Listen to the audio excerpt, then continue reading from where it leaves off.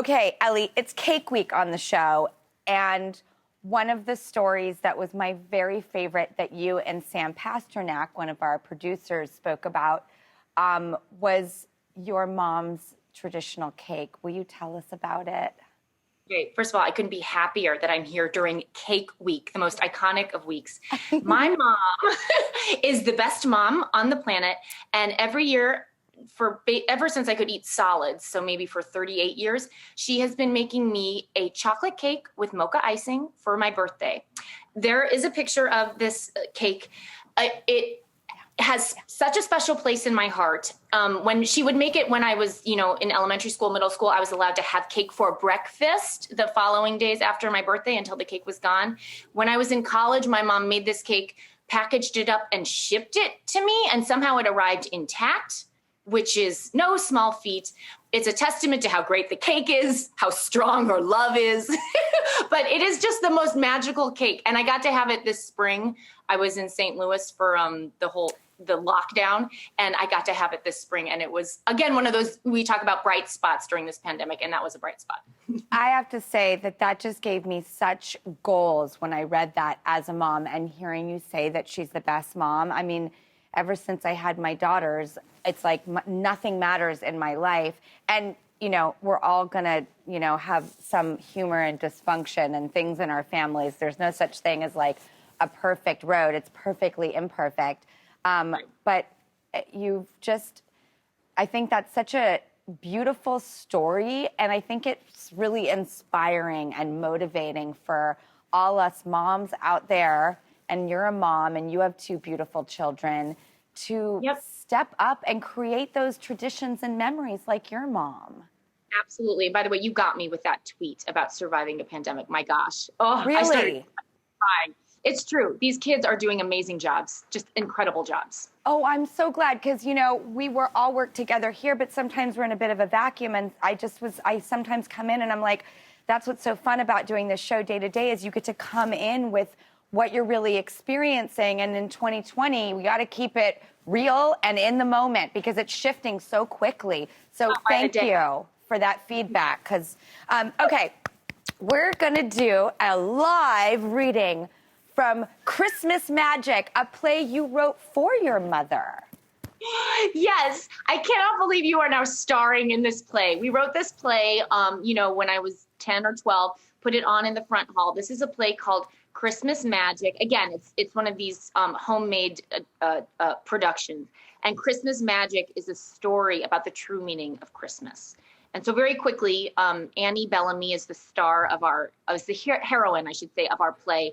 And she's made her mom and her sister some homemade cards for Christmas because she doesn't have a lot of money to spend. Well, her classmate laughs at her and says, "You dope. The true meaning of Christmas is presents. You got to get them something flashy, something expensive. Otherwise, there's no point to Christmas." So Annie rips up her cards.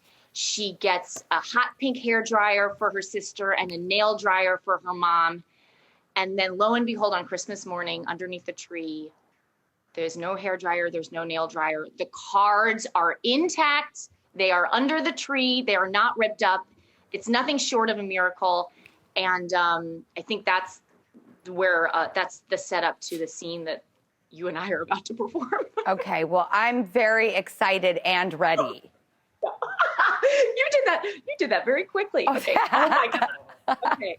I saw an opportunity. Okay. There is live theater going on YouTube. Stop. Sit. You're our audience. Sit. Sit, guys. Oh, they're too cute. Okay. I'm Annie. You're Annie, if you don't mind. Okay. What? But I don't. I can't. Annie, what beautiful cards these are. How good you are at drawing Christmas trees and candy canes. But no, I love the sequins. I'm telling you, this doesn't make any sense. What doesn't make sense? I think it makes sense. You're great at art. And Mr. Bunton, your art teacher, agrees. Remember your report card? No, but you don't understand. I ripped these cards up. What? Why?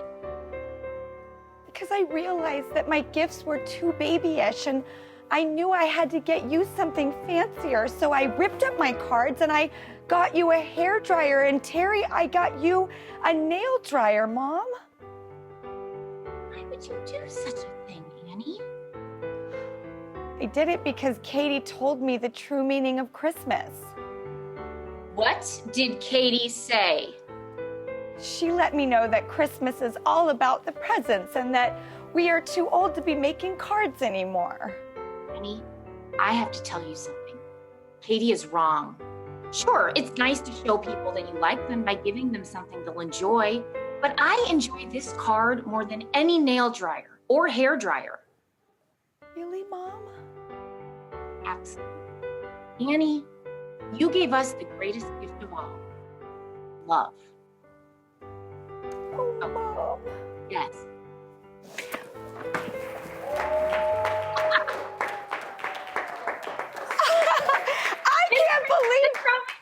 I can't believe I got to star in an Ellie Kemper original. I was so excited. I made sure to ask Sam what my motivation was. And as a director and the creator and writer of this play, sincerity was important.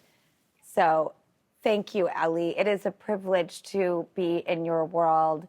I love you and your mom, and I can't think of not only the aproposness of Cake Week, but the holidays in general, to hear that story about you guys. It's goals all the way. And that's so nice. Thank you. And I love what you said about comedy. And there's just nothing more than I feel like this show's intention is to celebrate the art of comedy, because I don't think I would know how to get through life without it. But I need the heart too. And you are the heart and the humor, my potent favorite combo. That means so much to me. And I just want to emphasize how much joy you bring people on a daily basis. So thank you for that. Right back at you. Thank you so much. Our wild, wacky film, The Standout, is out tomorrow on VOD and digital. And we will just continue to celebrate you with everything that you do. I can't wait. And let's do this again. Thank you, Ellie Kemper. Thank you for having me.